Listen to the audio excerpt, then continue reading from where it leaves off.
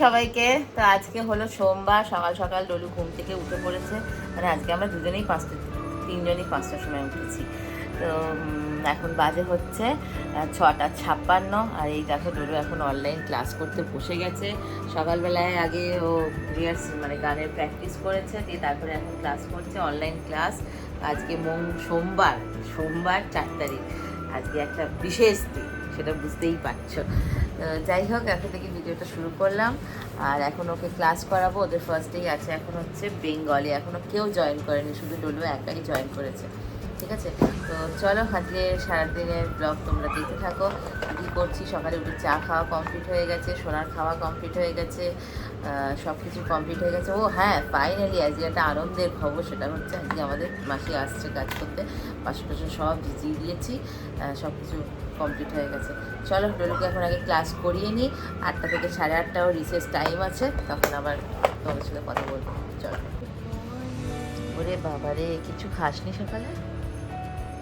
হ্যাঁ, দাঁত ফুগলি?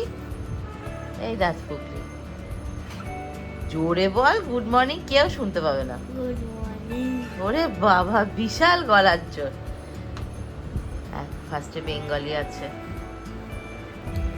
ম্যাম চলে এসছে, কিন্তু স্টুডেন্টরা আসেনি, এই যে এক এক করে আসছে।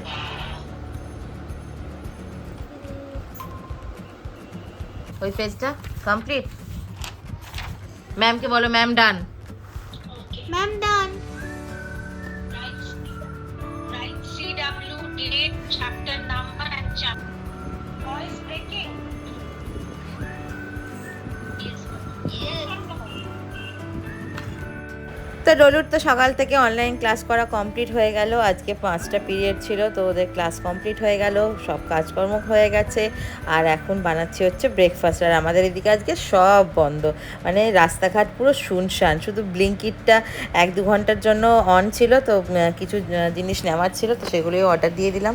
তো নিয়ে নিলাম একটা ম্যাগির হট অ্যান্ড সুইট, তারপরে একটু দুধ, একটু চা পাতা, বিস্কিট, একটু মেয়োনিজ অর্ডার দিলাম, তারপরে সর্ষের তেল, কারণ দোকান তো বন্ধ আর সর্ষের তেলটা শেষ হয়ে গেছে আজকে সকালবেলাতেই। তো সেই জন্য এগুলো জাস্ট অর্ডার দিয়ে দিলাম। আবার 11টা 11:30 থেকে হয়তো বন্ধ করে দেবে। আর লাভ লাভের একটা ওয়াইপস নিয়ে নিলাম, এটা শোনার জন্য, ওর ওই মুখ হাত পাগুলো ক্লিন করতে লাগে, তো সেই জন্য।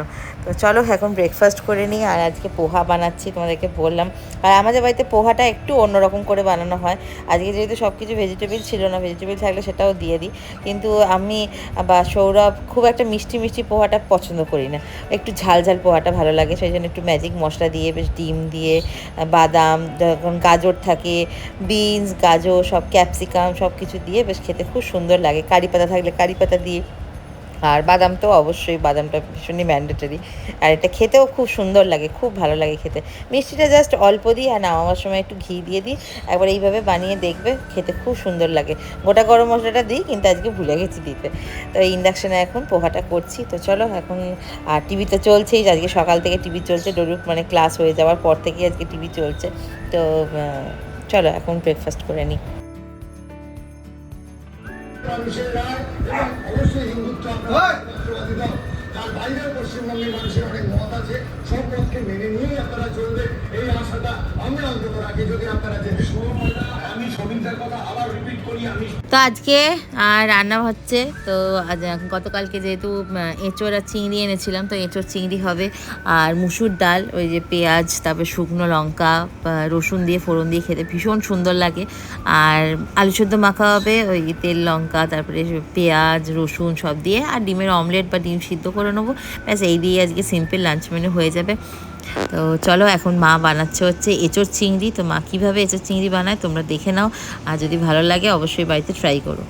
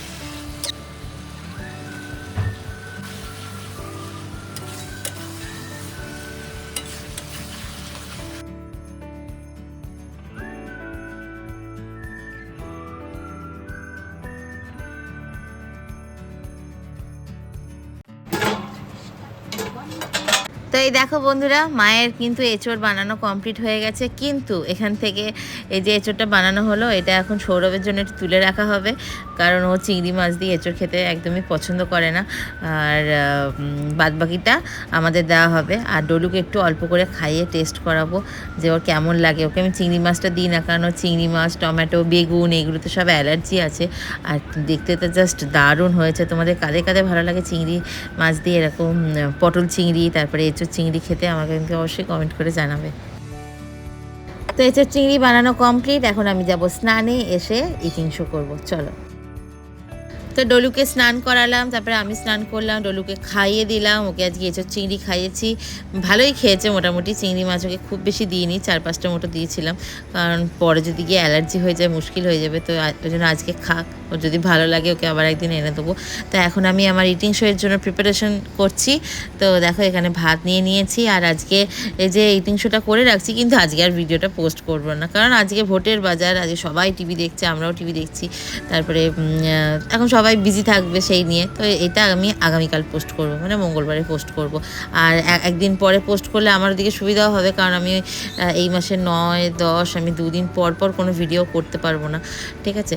তো দেখো আজকে কী কী রান্না হয়েছে। ভাত, কাঁকরোল ভাজা, এই দেখো আলু সেদ্ধ মাখা, এটা হচ্ছে পেঁয়াজ দিয়ে, লঙ্কা দিয়ে, তারপরে রসুন দিয়ে খুব সুন্দর মাখাটা হয়েছে, খুব সুন্দর খেতে হয় এটা, মানে ডাল দিয়ে। আর একটা ম্যাঙ্গো আচার নিয়ে এসছে সৌরভ, ওটা মানে জাস্ট অসাধারণ খেতে। আর এই দেখো তোমাদেরকে বললাম যে আজকে ডাল হয়েছে, তো মুসুর ডাল, তো একটু বেশি করেই করা হয়েছে। তো এই দেখো খুব সুন্দর খেতে লাগে পেঁয়াজ ফোড়ন দিয়ে মুসুর ডালটা, আমার ভীষণ ভালো লাগে। আমার মা একদম খেতে চায় না, সৌরভের আর আমার ভীষণ ফেভারিট। আর ডলু তো ডাল একদমই খেতে চায় না।